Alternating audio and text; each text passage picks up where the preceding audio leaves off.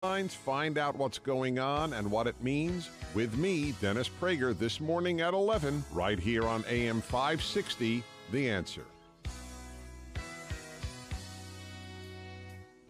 Good morning, Dan and Amy. Well, on the eve of the fourth annual hate conference at Gonzaga University, it seems like an appropriate time to talk about higher education, and a person well-suited to do that is the American Enterprise Institute president, Arthur Brooks, who has a piece in the New York Times this morning about, in particular, something that we have talked about before, the heterodox academy, the effort to reform or at least stake out some positions of true academic freedom in colleges and universities around the country, led in part by, frankly, liberals like Jonathan Haidt.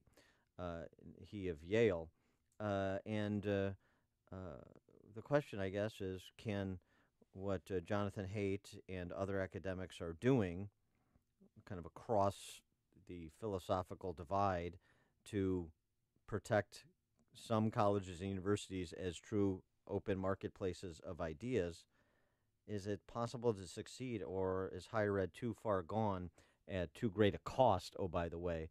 We put that now to Arthur Brooks, who is, again, president of the American Enterprise Institute, author of the best-selling book, The Conservative Heart. Arthur, thanks for joining us again. Appreciate it. Thanks. How you guys doing this morning? How's Chicago? It's not bad. I mean, everybody's leaving, the ones who aren't dying, but other than that, it's going pretty well.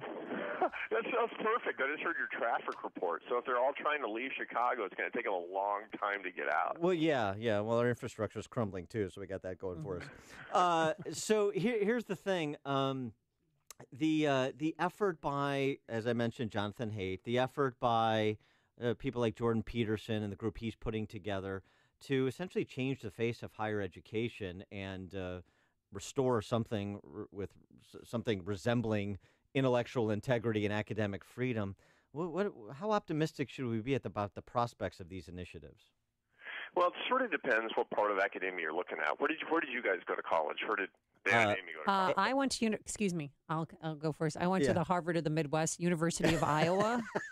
How about you, Dan? Well, first of all, thank you for not laughing at what Amy just said. We appreciate it. Well, hey, are you kidding? That looks like, Oxford and Harvard put together. It's an academic juggernaut. I mean, really. Yeah. What about you, Dan? He went to a lesser school. Tell him. I went to Northwestern, but I'm not proud of it, and I don't recommend people go.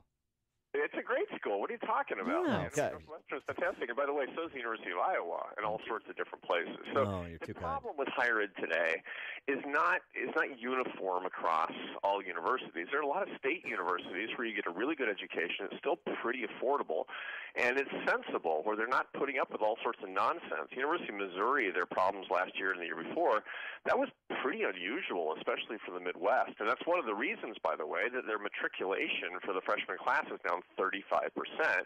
They're laying off 150 people and closing 7 dorms. In the Midwest, when you do nonsense like that, where you basically say that everything is based in racism and this place is horrible, and you shut down alternative voices, parents say, hey, my kids aren't going there, and they pay the market price. So right there should actually give some solace and comfort to some of our listeners who say that the whole thing is nonsense and lies and prevarication.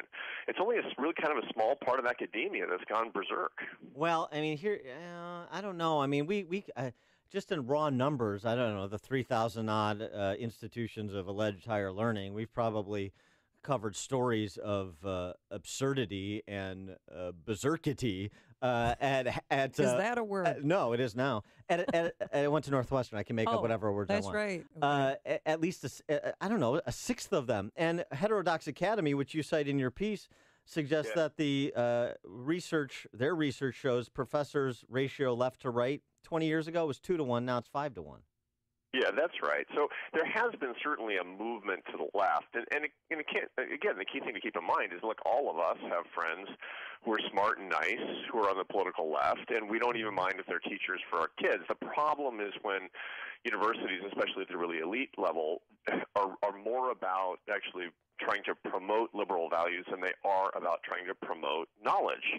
and they're more about trying to make social justice warriors than they are about really well-educated kids.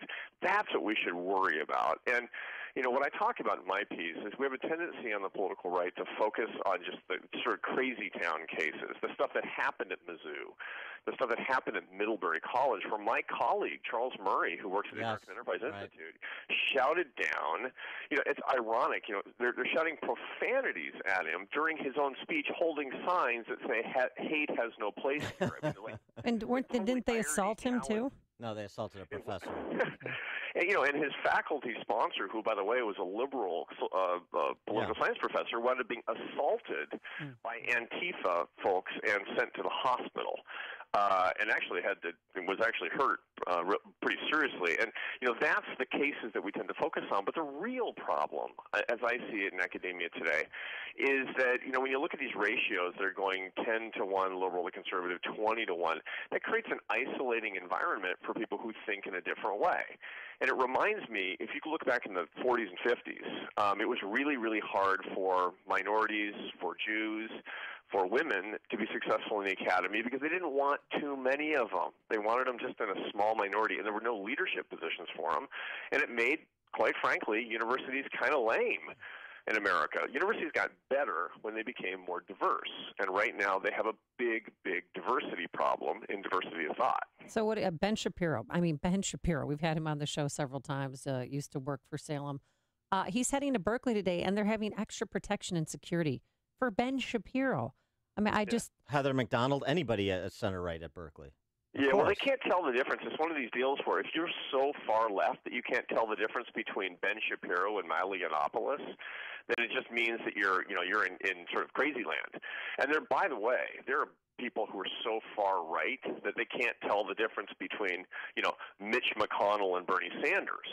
I hear that kind of stuff all the time. And so, and Berkeley has had a lot of problems with that. Here's the good news. They actually have a new chancellor at Berkeley who is trying to fix that, or at least is interested in trying to make the place a little bit more balanced. And whether she's a liberal or conservative is sort of beside the point. She has devoted herself to actually making it safe for people with alternative viewpoints to speak on the Berkeley campus. She's got a big job on her hands, but let's at least kind of applaud her for that. Yeah. Universities are figuring out it's bad for them to have these problems. Well, Oberlin College also in the news this week about their budget shortfall because that hotbed of lunacy is driving students away. And these small liberal arts schools with huge price points, man, they don't have a huge margin. I mean, they lose 500 students in a particular class. That's a big hit to their bottom line. So maybe that will happen in spots.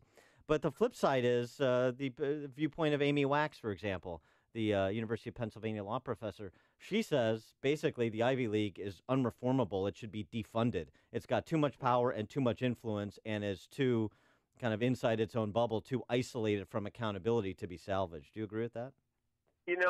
I don't know if I agree with that, but I do know that what you said before is absolutely right, which is that markets are going to catch up with places that are not doing a good job.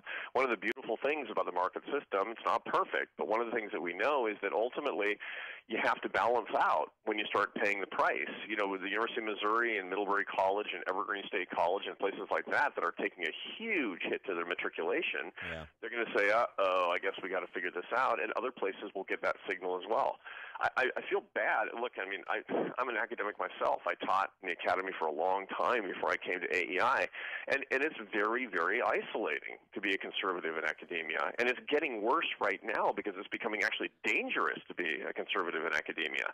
But I think that if we keep our heads clear, if we don't pretend that every single situation is one of complete radicalism, it's really one of isolation and lack of diversity, then we can, particularly because, look, if I'm Dan and Amy, famous radio hosts. Oh, yeah. It matters what you guys say. And when you actually talk about this, University of Iowa and Northwestern University are going to pay attention. And a lot of your listeners, by the way, they have a choice of funding their alma mater or not. Tie that to viewpoint diversity, and you'll start to get results. Absolutely. Now, by the way, to be fair, to inform our audience, one of the reasons I believe you were so isolated during your time in the academy was because you were playing your French horn at all hours on campus. That's because, you know what? I actually stopped playing the French horn by that point. But you might be right. You might be onto something that it's just kind of, it's all about me. Yeah. Right. I played the French horn too. Hey, so when you were, I did. When you were on faculty at Syracuse University, did any of your students push back because you were conservative? My students didn't. Students are actually pretty sensible. And, I only taught graduate students at Syracuse, and they were, probably 90% left, but they don't care. They didn't care very much. But, the isolating thing is that it's not even that your faculty colleagues hate you. It's just they think you're kind of an oddball because you've got these weird views. There's nothing weird about being center-right. On the contrary, it's the most mainstream position in America. The trouble is that when you get into a 90-10, 95-5, sort of viewpoint undiversity thing, it starts to look sort of ghettoized when you don't have these monolithically really, really left-wing views. And that's what we need to fix. So if I'm a university chancellor at this point, even if I'm a liberal, what I want, so if I'm the chancellor of Northwestern, I'm going to start looking really aggressively for center-right people to start balancing out my faculty. That's just a better education for the kids. So I know you're an optimist by nature, and I'm more of the glass is twice as big as it needs to be kind of guy. And so Jonathan Haidt makes the point, forget even academia. By the time that a lot of these kids get to college, it's already too late, because he talks about child rearing in this country in this present day. And he wrote in a provocative, or part of a provocative interview he gave to Wall Street Journal, by the time students get to college, they have much, much less experience with unpleasant social encounters or even being insulted, excluded, or marginalized. They expect there will be some adults, some authority to rectify things. And this feeds this sense of entitlement and their intolerance for opposing viewpoints. Yeah, that's true, and that's a different problem than what we see in college. That's a problem with the way millennials are being brought up by their parents. And by the way, if you want to see right-wing snowflakes, go on Twitter. It's the same problem. Millennials who are left-wing, right-wing, they can't take any criticism. They can't take anybody going against a particular viewpoint. Now, we think about that as being a liberal problem, but it's really a generational problem that we have right now. We need to expose our kids to more pathogens, quite frankly. I mean, it's like an ideological peanut allergy that we've got in this country. Where, when you and I, when like Dan and Amy and Arthur were kids, nobody was allergic to peanuts. What are you talking about? And the point is that we have, and those things are real, by the way. If you have a peanut allergy, it's dangerous. The reason those things are going around is because people have been protecting their kids so much when they're little. And the same thing is true now. Like, you can't tell a kid that he's getting a B-, even if he's getting a B-, or it becomes sort of, a major offense to this whole thing. We need tougher people. And by the way, this is a big threat to America. If we don't have the next generation coming through that has mental toughness, how are we going to fight wars that we need to fight? How are we going to cut budgets that we need to cut? How are we actually going to stand up to thugs and strongmen around the world? I don't know. Yeah, exactly. Arthur Brooks, president of the American Enterprise Institute, a best-selling author of the book The Conservative Heart. And you'll want to check out the piece he's got in the New York Times this morning on the topic we've just been discussing. Arthur Brooks, thanks as always for joining us. Appreciate it. Thanks, Dan and Amy. Love your show. Thank you. We love you, and he joined us on our turkey. That's a nice moment. Yeah, it's nice. Nice moment. Love, we're full of love here. And he joined us on our lovely turnkey.pro answer line. Connect with